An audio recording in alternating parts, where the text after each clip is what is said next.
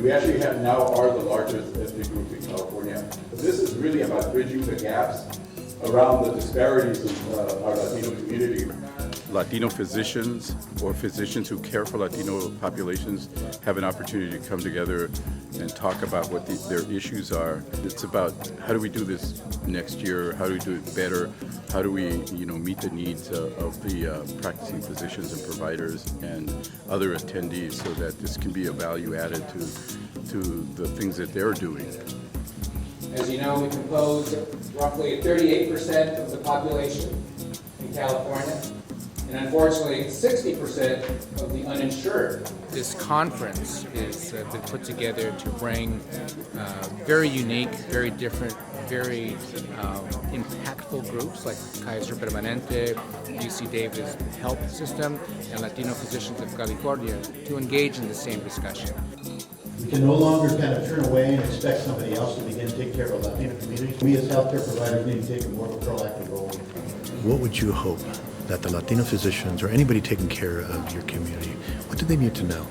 We need to have a clear understanding of what the Affordable Care Act really says and how it's really going to impact Latino health.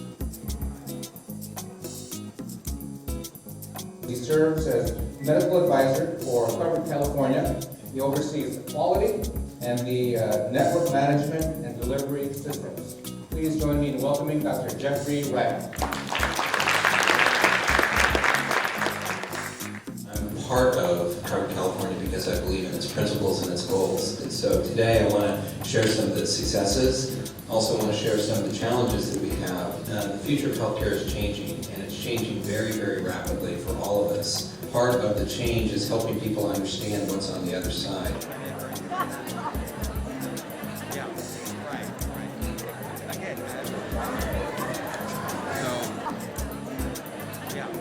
Did you see the headline in the news the other day that said that Latinos are going to cross the border for culturally competent care?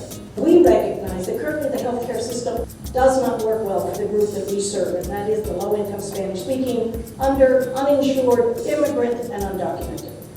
It's a desert out there for people who are dedicated to the Latino community around issues of cancer.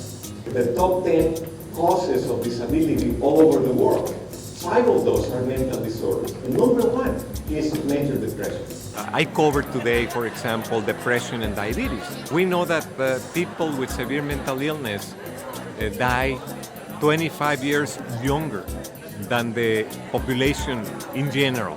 Latinos tend to appreciate very much persons like interpreters or promotoras, someone who not only can speak their language, but also they can relate with their own experiences. You have to understand that even if you have fluency, language fluency, or cultural fluency, the context of outside or inside is a big context in terms of the kind of trust and engagement you're going to have. Latinos have been recognized to be the number one group that has not had coverage. This is really key for us as we address how to improve healthcare to the community.